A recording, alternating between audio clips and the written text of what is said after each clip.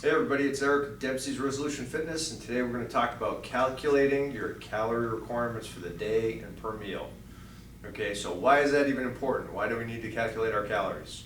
Well, really, if you're doing any type of body transformation or any type of training where you're trying to increase performance, stay in an anabolic state, and maintain or gain lean body mass, burn body fat, change how you look, how you operate, how you perform, you need to know what you're doing, especially if you're working out hard and eating good. You need to track the data at some point. You don't have to do it fanatically, but at some point in time, you need to know what you're supposed to be doing versus what you are doing, okay? So I'm going to show you one formula. There's a million different types of formulas out there to calculate your calorie requirements, and I'm just going to show you one method. It's really simple. Again, it's a three-step process, okay?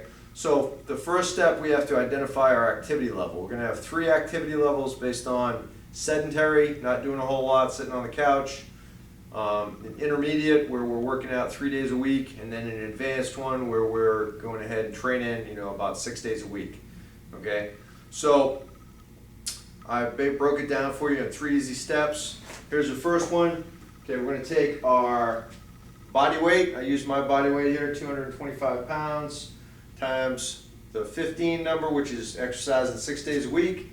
That gives me my maintenance calories of 3,375 calories, okay? That's step 1.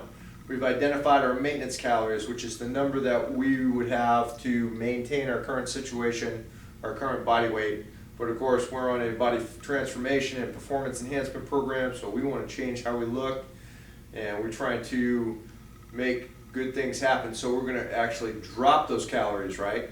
Because we don't want to maintain, so we're going to multiply that times 0.80, which is roughly going to drop off 20% of that number, around 500 calories plus or minus, and that's going to give us our deficit calories, so we can actually drop, basically 500 calories times 7 days a week is 3,500. If you've all heard that routine, it gives you 1 pound of fat a week. Okay, 3,500 calories and a pound of fat. So sometimes that comes out more, sometimes less, but roughly that's going to give you, for this protocol, it's going to give you your deficit calories. So you get your maintenance calories times 0.80, which mine came out to 3,375 times 0.80 comes out to 2,700 calories. It's my deficit calories. That's what I'm going to be cutting back to, okay? And then I'm going to shoot for 6 meals a day, every couple hours. I'm going to divide 2,700 by 6, comes out to 450, okay? 450 calories per meal. Then I'm going to break that down with whichever macronutrient ratio I'm using for my period of training. And that's going to give me how many calories per meal and per day for my current training situation.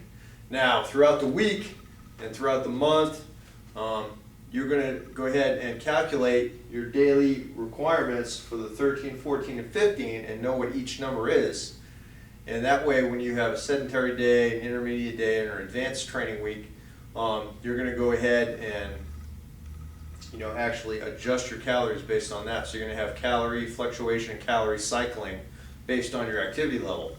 Also, you're going to recalculate these numbers often when your weight fluctuates. If it goes up or down, you got to recalculate.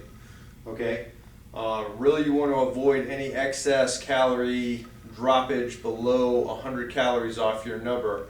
That's going to really impact your muscle maintenance and your lean body mass production, okay? Because remember, if you're low on calories, if your expenditure is too high, and you're training hard, and you're not eating enough, okay, you're going to lose weight from lean body mass loss, and odds are you're going to store body fat, and that's not what we're trying to do, right? Because weight loss without fat loss is ridiculous, okay? We're trying to lose body fat and maintain and build lean body mass. So knowing what you're doing is important because that's going to put you in the ballpark. You want to stay within 100 calories of your target number, okay? So, and if you're not there yet, you're going to progress towards your actual target number, trying to get within that 100 calories. So, quick recap, step 1, identify your activity level, multiply 13, 14, or 15 based on that, times your body weight gives you your maintenance calories. You're going to multiply your maintenance calories times 0.80. It's going to give you your deficit calories. You're going to divide that by how many meals a day. 6 is a standard goal number.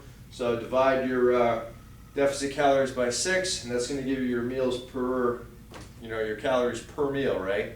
For your 6 meals. So that way you know exactly how many calories per meal per day, and then you apply your macronutrient ratio of protein, fats, and carbs to that, and whichever type of training protocol you're using.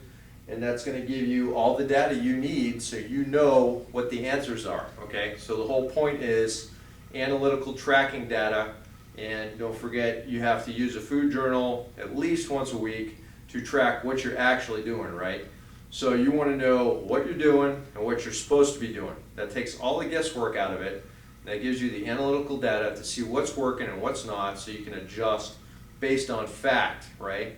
Because you track your training, you track your progress with your measurements and your numbers and your body fat percentage, and you look at all your analytical data, and that's going to make it so much better for you, and all the guesswork will be gone. That's the difference between really doing something seriously and then half-assing it, right?